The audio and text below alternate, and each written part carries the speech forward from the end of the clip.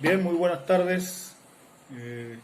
Esperando que esta presentación de hoy sea de la bendición y el agrado de cada uno de los que van a tener la oportunidad de oírnos, ¿verdad? Comenzando ahora con un nuevo formato para acá por YouTube y esperando, como dije antes, ¿verdad? Que igualmente cada receptor pueda tener la oportunidad de que el Señor pueda hablar a sus corazones y a sus vidas, y a cada uno de nosotros, ¿verdad? Damos gracias al Señor porque es bueno, porque su misericordia es eterna siempre. Recordando también que el origen de estas exposiciones, ¿verdad? Tuvo como génesis el hecho de que visitábamos, teníamos el grupo de cuidado y para estas personas también este, va un saludo grande porque fueron, con ellos se inició esto, ellos todavía están viendo y de hecho estas enseñanzas comenzaron allí en ese grupo de cuidado. Y por eso voy a tomarme unos minuticos para dar algunas indicaciones y unos saludos también con respecto a lo siguiente. Comenzamos a desarrollar o a andar con un plan de lectura bíblico, ¿verdad? Estas personas por primera vez han leído la Biblia desde el Génesis hasta Apocalipsis, solamente quedan como 5 días, creo.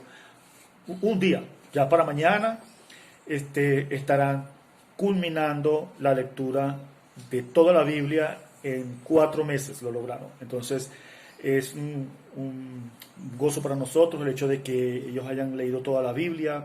Fue una experiencia muy tremenda para muchos de ellos porque muchos de ellos no conocían ciertos pasajes y ya pasaron por allí.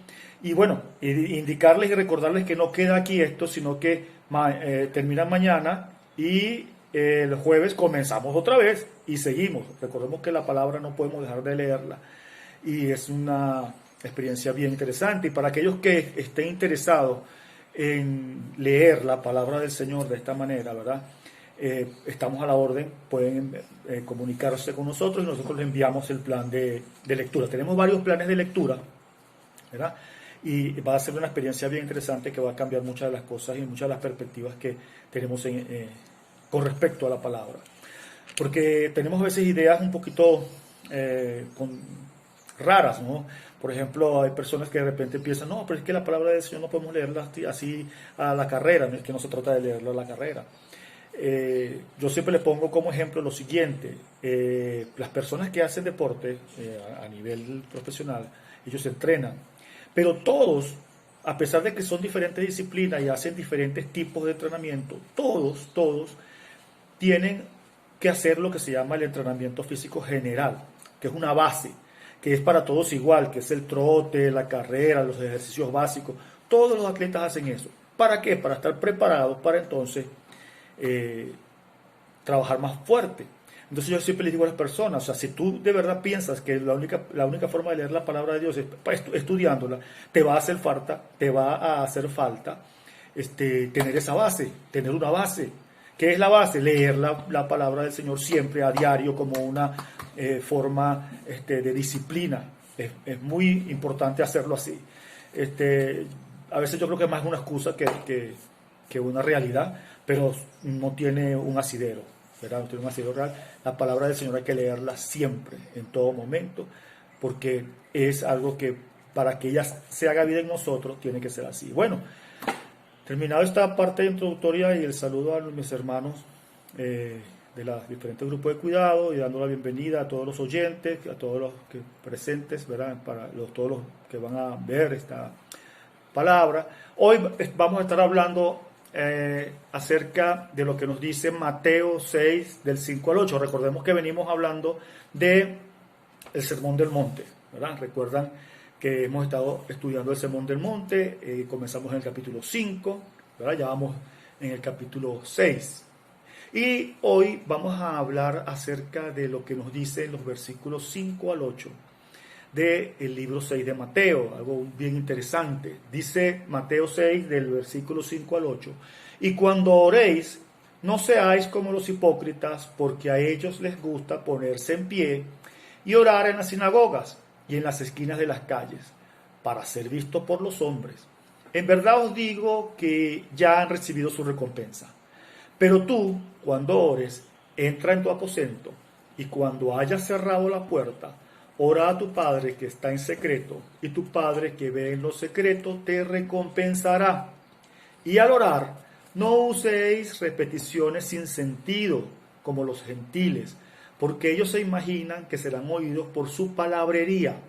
Por tanto, no os hagáis semejantes a ellos, porque vuestro Padre sabe lo que necesitáis antes de que vosotros le pidáis.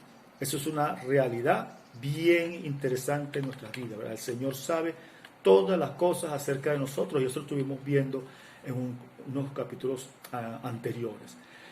Hasta las cosas más difíciles de pensar que se presten para alardear, muchas veces las usamos para eso. Y una de las cosas que sería más difícil sería el orar, ¿verdad? Porque es algo que no debería prestarse para el exaltamiento de la persona, del hombre, ¿verdad? Y el Señor nos manda a tener cuidado de no hacer esto. Pareciera realmente un contrasentido que algo como la oración, que debe servir para llegarnos al Señor, para llegarnos a Dios, para agradecerle, para adorarle, para llevarle todas nuestras inquietudes, y que debe ser lo que debe motivar la oración, ¿verdad? Parece mentira que esto pueda ser utilizado en algún momento para la autoexaltación. Ahora, esto denota algo muy importante, que es la actitud con que se hace, la motivación para lo que se hace y el total desconocimiento de a quién se hace. Cuando en la oración no rigen los términos para los cuales existe, que es para adorarle, agradecerle a Dios, llegarnos a Él para llevarle nuestras inquietudes, entonces no estamos conociendo o no conocemos a quién va dirigida la oración.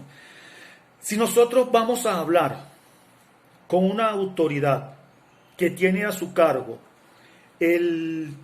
supongamos, estamos en la universidad y vamos a hacer una solicitud de una constancia, ¿verdad? Nosotros no vamos a llegar con una carta al departamento de seguridad. No, porque ellos no tienen esa competencia. Nosotros enviamos la carta al departamento de estudios, que son los que tienen la competencia. Y yo debo dirigirme a ellos en los términos en los que voy a solicitar aquella carta. ¿Ok? ¿Qué quiero comparar con esto en cuanto a la oración? Si nosotros pedimos o hacemos una oración que no está de acuerdo o acorde con lo que es el Señor y con lo que debe ser, estamos haciendo una oración a alguien que no conocemos. Entonces, mientras más conozcamos nosotros al Señor, vamos a poder orar en mejores condiciones. ¿Ok? Porque cuando yo sé que mi Señor es grande, omnipotente, omnisciente, omnipresente, que es el Señor de los cielos, que tiene su trono en el cielo y que la tierra es el estrado de sus pies, no puede faltar dentro de mí una alabanza hacia Él, un reconocimiento de su grandeza.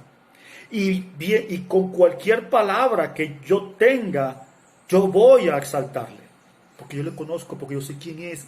Él merece toda la gloria, así sucesivamente, ¿verdad? Si Él es el Dios que prometió cuidarme, guardarme, ¿verdad? Yo sé en qué términos entonces voy a orar hacia Él. Entonces es muy importante en cuanto a la oración, el conocer a quién estoy orando yo. ¿Ok? Eso es muy importante. Y es un detalle que no debemos descuidar. Bien, seguimos. La primera frase de este pasaje dice: y cuando ores no sea como los hipócritas. Entonces, pero vamos entonces a detenernos un poquito más con respecto a qué es orar, ¿verdad? Y hablábamos, y yo hacía el comentario anterior con respecto a esto. Y es la forma, ¿verdad? Es la única forma de llegarnos a Dios y dirigirnos a Él. Al Señor lo conocemos a través de su palabra, de su obra, de su manifestación, ¿verdad? En la naturaleza, pero principalmente su palabra. Pero la única forma de nosotros llevar a Él, de hablarle, de llevarle, de darle a conocer lo que queremos que Él sepa de nosotros, aunque Él sabe todo, ¿verdad? Es a través de la oración. El Señor sabe todas las cosas. ¿Qué de nuevo puede haber en la oración? Entonces, si el Señor sabe todas las cosas, principalmente la adoración y el reconocimiento y su exaltación, es algo muy importante. ¿Ok? Hay un pasaje que muchas veces lo utilizamos en un sentido, pero que dentro de, son 3 versículos, y en el versículo central hay una enseñanza que debe ser algo que no debe faltar en nuestra mente al momento de orar. Y no solamente al momento de orar, sino en todo momento. Es segunda de Crónica 7, 14 al 16, que dice: si se humillare mi pueblo, sobre el cual mi nombre es invocado, y oraren, y buscaren mi rostro, y se convirtieren de mis malos caminos, de sus malos caminos, perdón, entonces yo oiré desde los cielos, y perdonaré sus pecados, y sanaré su tierra. Ahora estarán abiertos mis ojos y atentos mis oídos a la oración en este lugar, porque ahora he elegido y santificado esta casa, para que esté en ella mi nombre para siempre, y mis ojos y mi corazón estarán ahí para siempre. Qué tremendo pasaje. Este pasaje, el Señor habla al pueblo de Israel en el contexto de la dedicación del templo por parte de Salomón, ¿verdad? Y entonces el Señor allí está diciéndole que si alguna vez ellos llegan a pecar, que fue muchas veces, y sucedían muchas situaciones muy difíciles para ellos, Él les daba una solución, ¿verdad? Y es el versículo tan trillado y tan repetido por nosotros, ¿verdad? De si humillar en mi pueblo, y eso lo analizamos en una clase hace como un mes y medio, ¿verdad? En cuanto a las condiciones, ¿verdad?, que el Señor ponía acerca de la humillación, de lo importante que es que el nombre del Señor sea invocado en el pueblo de Israel. Y bueno, pero ¿dónde quiero hacer el énfasis? Y es en el versículo 15, que dice: ahora estarán abiertos mis ojos. Oiga bien, está hablando el Señor. Estarán abiertos mis ojos y atentos mis oídos a la oración en este lugar, porque ahora he elegido y santificado esta casa. Fíjense lo importante, Él está diciendo, ahora estarán, o sea, el Señor no miente y Él cumple todo lo que promete. Y Él está diciendo allí, de ahora en adelante, mis ojos estarán pendientes de ustedes, estarán abiertos, ¿verdad? Y atentos mis oídos, o sea que no se les va a escapar nada de lo que se le lleve en oración a Él. Porque ahora he elegido y santificado esta casa, para que esté en ella mi nombre para siempre, y mis ojos y mi corazón estarán ahí para siempre. Fíjense, para siempre.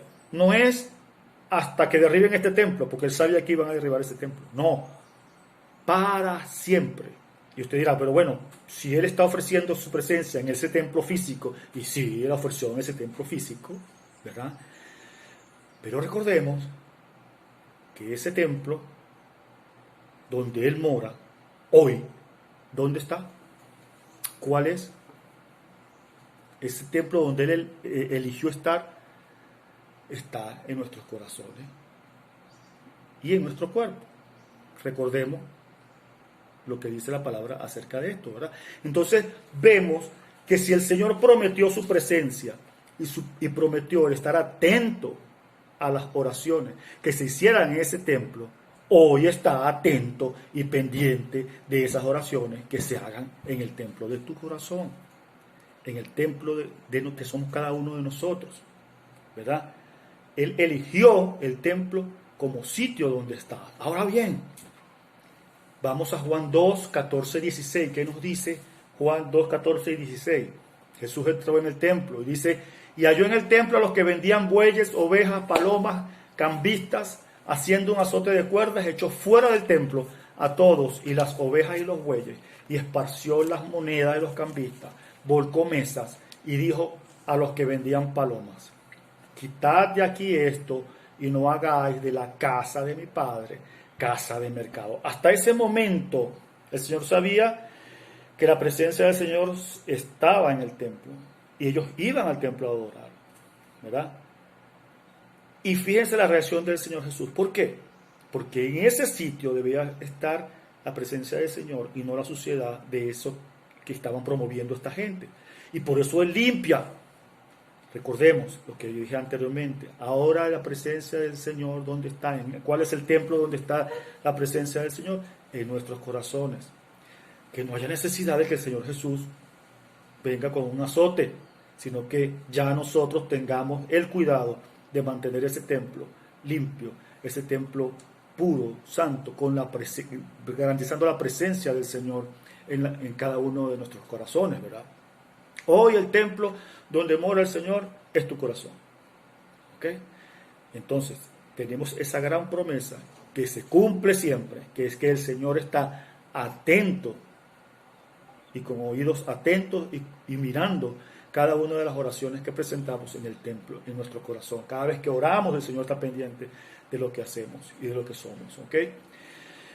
Dice 1 Corintios 6, 18 al 20, huid de la fornicación. Cualquier otro pecado que el hombre cometa está fuera del cuerpo, mas el que fornica contra su propio cuerpo peca. ¿O ignoráis que vuestro cuerpo es templo del Espíritu Santo, el cual está en vosotros, el cual tenéis de Dios y que sois vuestros? Porque habéis sido comprados por precio. Glorificad pues a Dios en vuestro cuerpo y en vuestro espíritu, los cuales son de Dios. ¿Ok? Qué tremenda instrucción.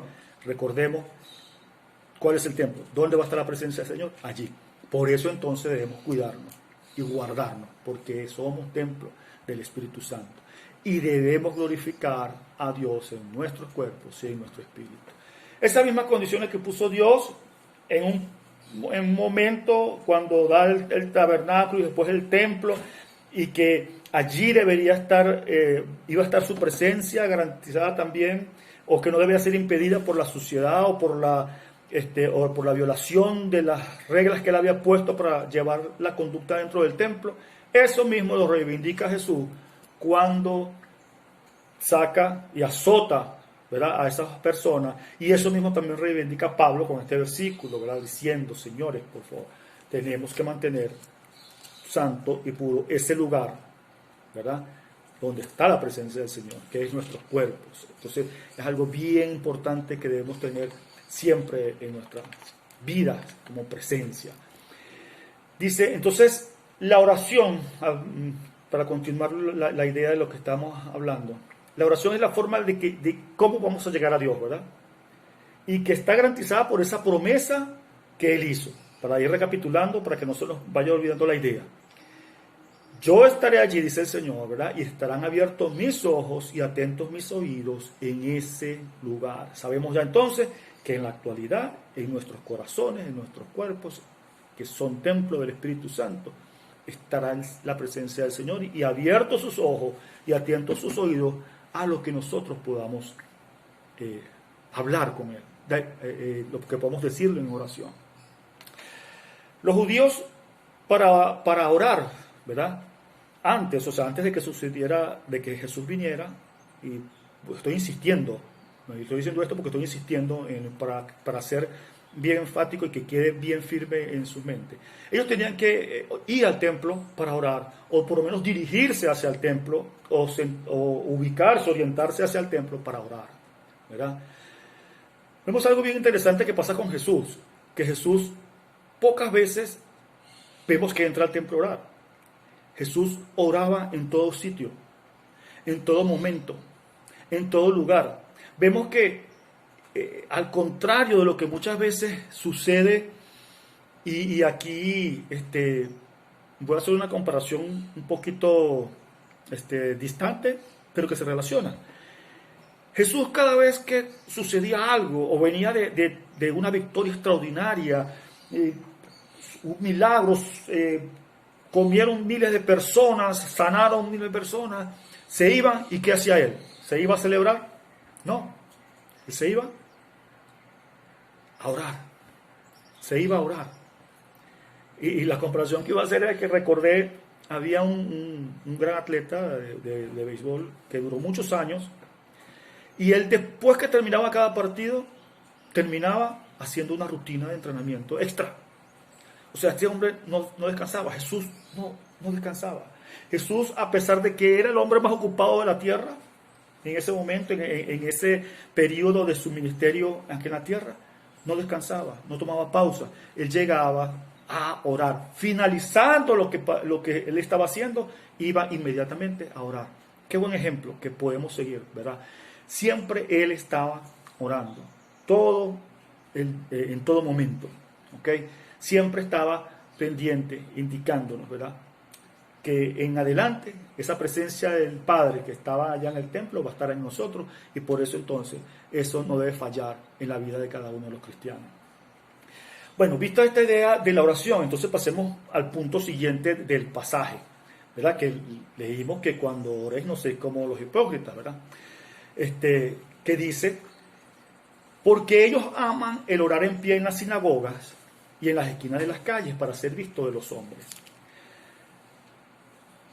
Ahora es muy importante para captar la idea de esta frase, que veamos el siguiente pasaje de la palabra, ¿verdad?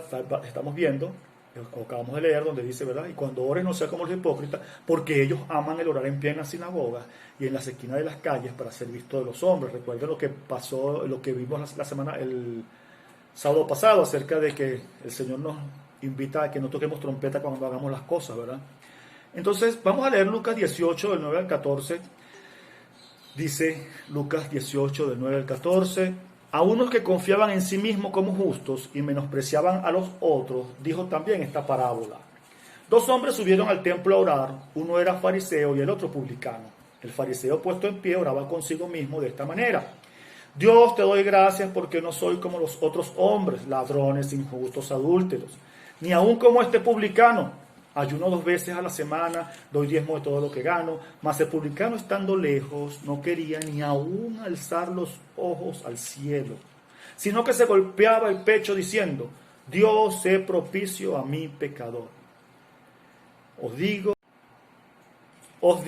que éste descendió a su casa justificado antes que el otro, porque cualquiera que se enaltece será humillado, y el que se humilla será enaltecido.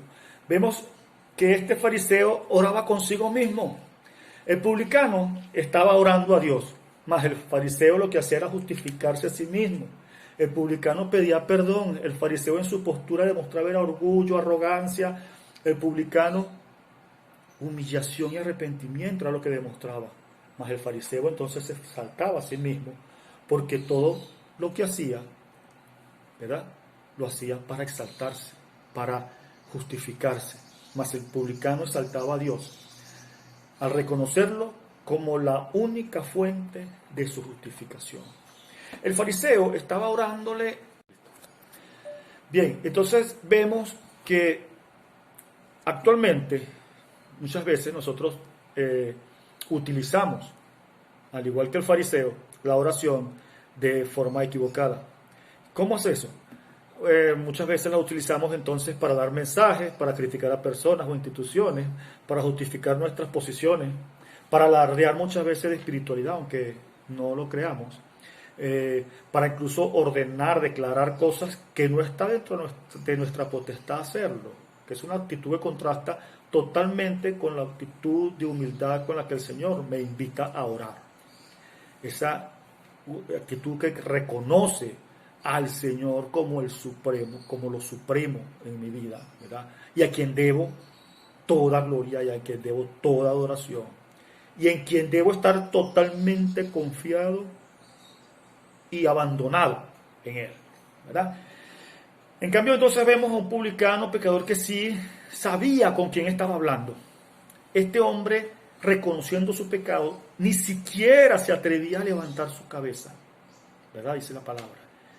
Y él estaba pidiendo al Señor que fuera a él propicio, ¿verdad? Que tomara su lugar, porque él sabía que él no podía. Entonces él estaba consciente a quién le estaba hablando. En cambio, el publicano no. El publicano ni se imaginaba a quién. ¿Por qué? Porque era exaltándose él mismo, haciendo, supuestamente dándole como cuentas a un Dios de su justificación o de su buen comportamiento, como diciéndole, mira, me porté bien, hizo esto, hice aquello. Cuando el Señor en la oración no nos manda a hacer eso, porque Él sabe todas las cosas de nosotros, ¿verdad? Él nos conoce. Entonces, dice la palabra que más, como dije anteriormente, ¿verdad? Más el publicano estando lejos no quería ni aún alzar los ojos, esa actitud de arrepentimiento, sino que él se golpeaba el pecho y decía esas palabras. Muchos de nuestros errores en la oración es por el desconocimiento que tenemos, que se tiene muchas veces de Dios mismo. Un Dios tan inmenso, tan grande, como hemos dicho en varias oportunidades, demanda de nosotros humildad y completa sumisión a nuestras vidas. Entonces, aquí aprenderemos, vamos a aprender que nuestra actitud y el conocimiento y entrega al Señor se manifiesta en todas nuestras acciones, incluso en algo como orar, ¿verdad? Entonces, una actitud falsa no va a ser ocultada por la oración, va a ser más bien manifiesta. Una falsa creencia, una falsa entrega de un supuesto conocimiento de Dios, más bien se va a ser expuesto cuando oremos. ¿Ok? Nuestra oración entonces no debe ser como la de los hipócritas, que a través de ella, ¿verdad?, buscan su autoexaltación, demostrando que conocen, demostrando que realmente lo que desconocen totalmente es qué es la oración, ¿verdad? Y a quién va dirigida por sobre todas las cosas. Y la actitud entonces de orar, de la oración, y la meta es la que debemos perseguir, es esa de que sea dirigida al Dios que todo lo puede, que todo lo sabe, que todo lo conoce, y ese gran Dios, ¿verdad?, que tenemos en nuestras vidas. Un error muy grave también que cometemos muchas veces es abrogarnos la exclusividad del poder o la exclusividad de ser oídos de parte de Dios por X o tal razón.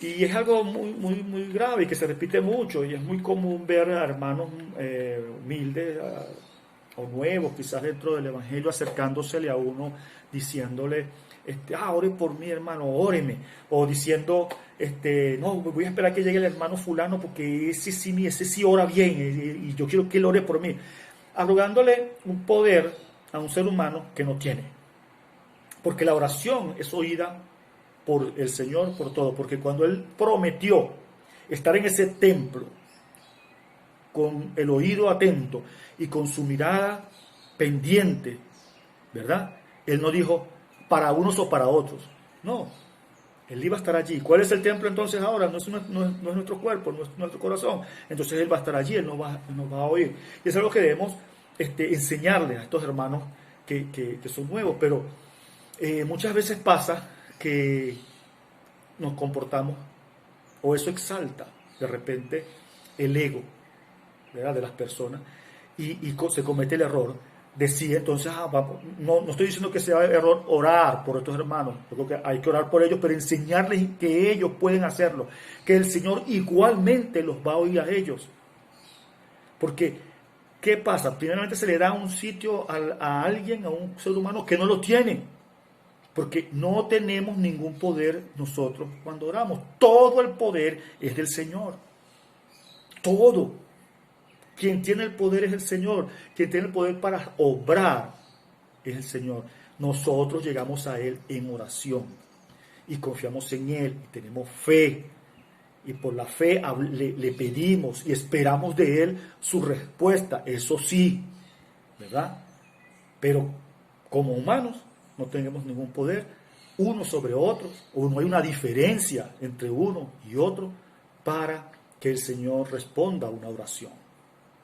Y eso lo vemos en la palabra por cantidad de ejemplos, ¿verdad?, a quienes quizás podíamos pensar que como grandes hombres Dios no los usó de una u otra manera a través de oraciones. No veo a Isaías orando por un milagro.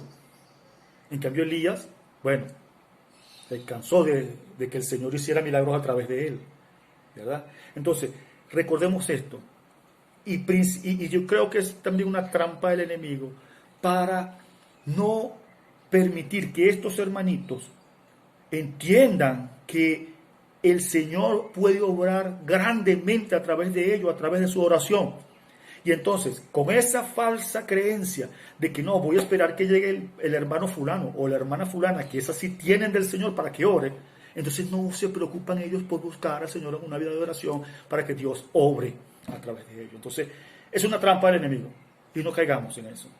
Si usted hay un hermano que llegue y usted se da cuenta de que está como confiado es en el poder que pueda tener usted como persona, por favor, aclárele el punto de una vez e invítelo a orar él. Todos tenemos que orar, todos debemos orar buscando del Señor una respuesta, porque Él prometió tener sus oídos atentos y su vista sobre el sitio donde Él estaba en ese momento decidiendo que iba a estar su presencia, que era el templo en ese momento y que ahora es su cuerpo, su corazón, hoy día, ¿verdad?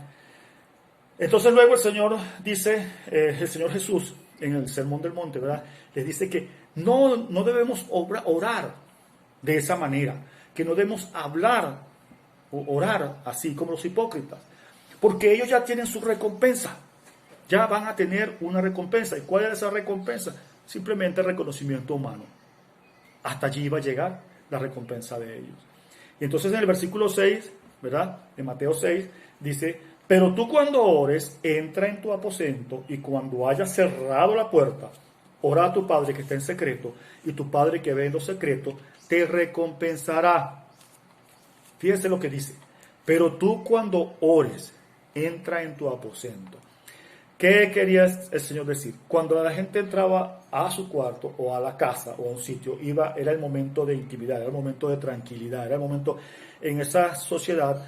Muy pocas veces la gente, a menos que fueran las mujeres que estaban siempre trabajando en la casa, estaban dentro de la casa, el hombre siempre estaba afuera haciendo los quehaceres.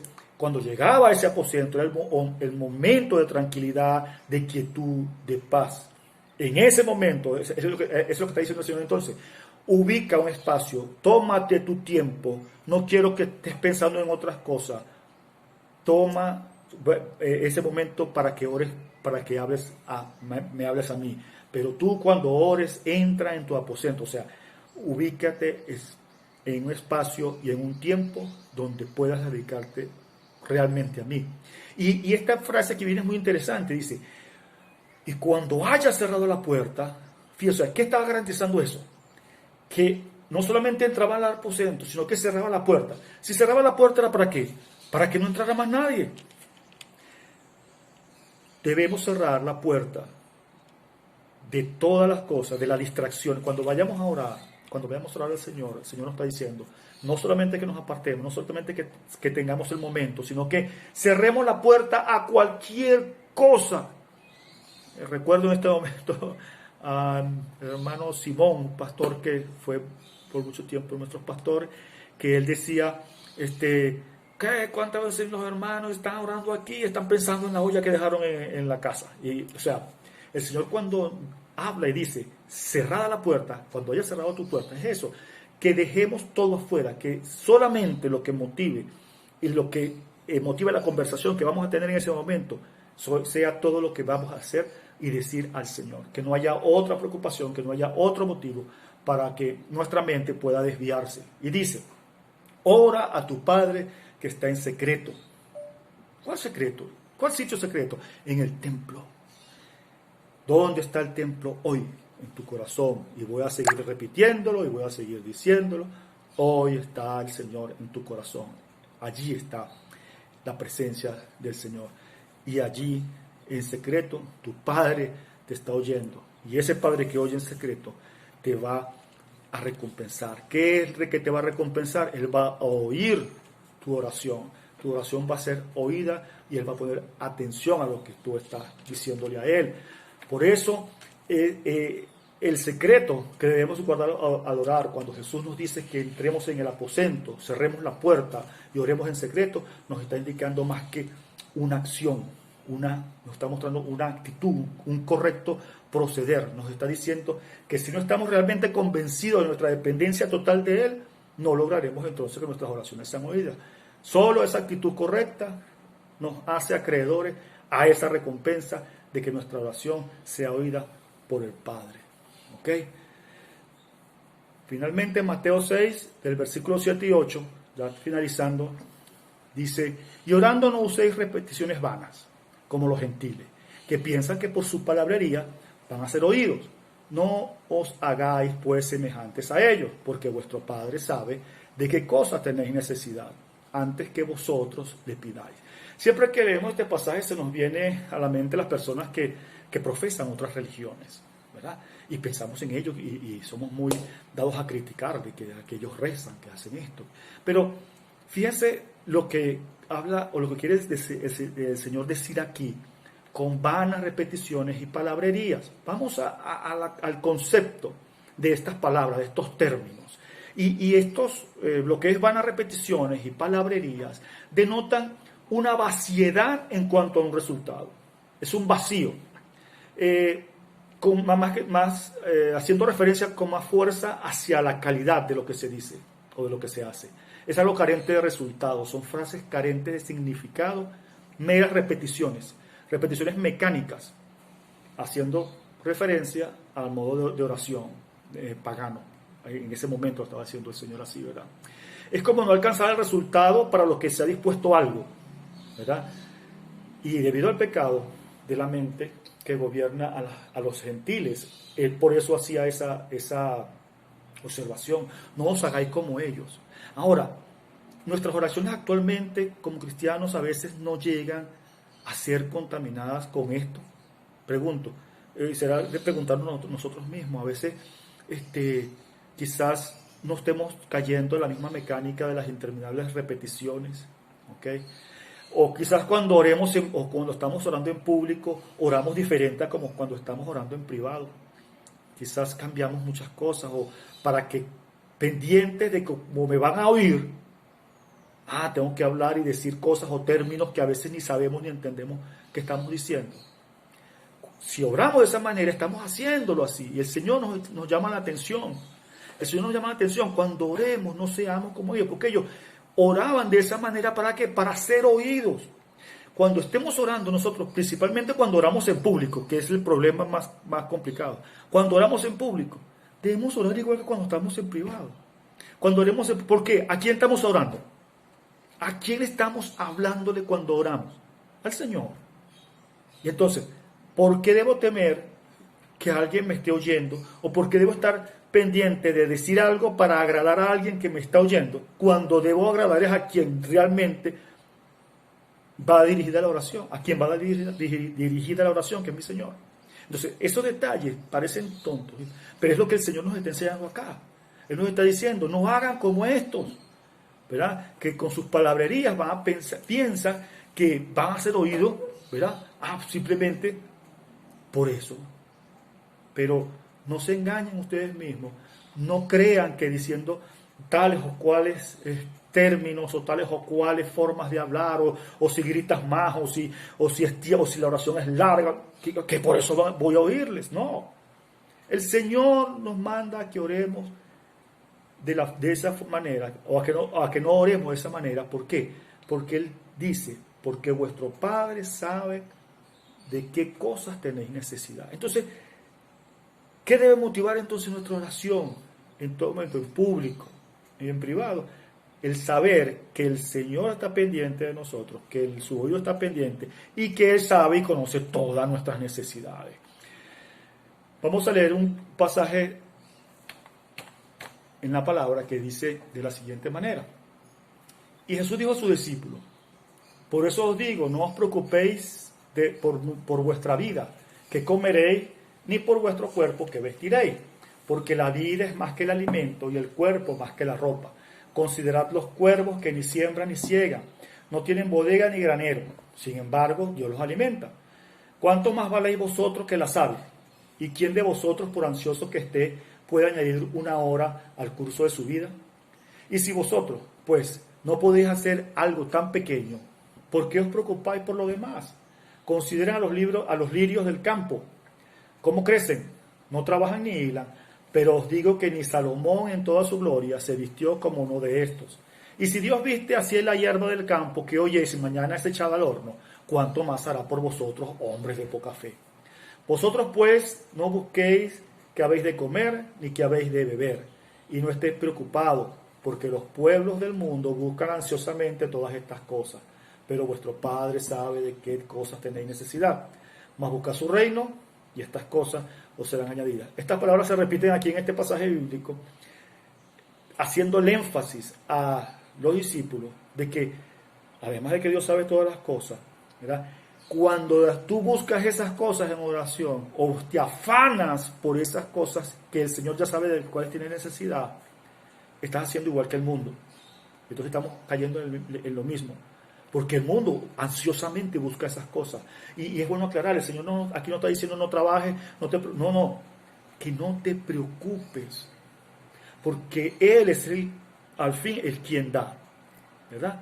Y entonces, Él nos manda a que no imitemos la conducta del mundo, de los gentiles, que caen en eso, en preocuparse y en afanarse por las cosas. Y entonces, en la oración acá, en cómo orar, o mejor dicho, en cómo no orar, porque estos versículos hablan de cómo no orar, porque cómo orar es para el próximo sábado.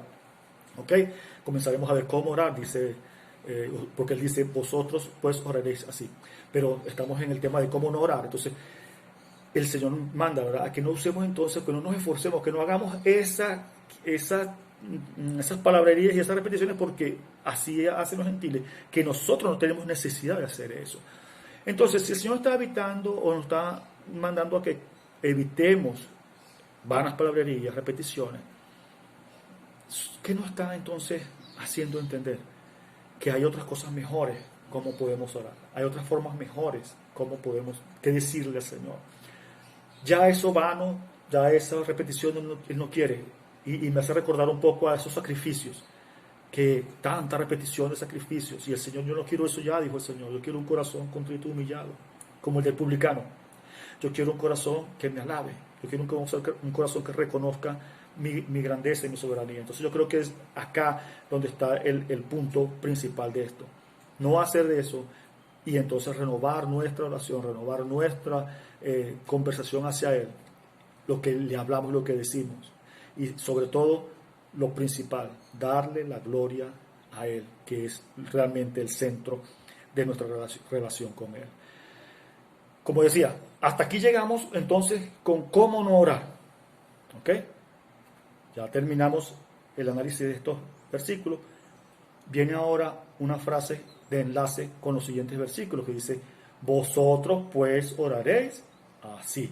Pero eso lo vamos a ver el próximo sábado a las 5 de la tarde. ¿Ok? Dios me los guarde, Dios me los bendiga, mis hermanos. Recuerden, como siempre, cualquier observación, cualquier crítica, cualquier pregunta, cualquier aporte, háganlo con toda confianza. Y recuerden también, una vez más, lo que les hablé acerca del plan de lectura de la Biblia. ¿Okay? Cualquiera que desee tenerlo puede escribirnos y nosotros se los haremos llegar. Dios me los bendiga, mis hermanos, Dios me los guarde, que el Señor añada bendición a su palabra y el Señor me los bendiga durante toda la semana. Nos vemos entonces el próximo sábado.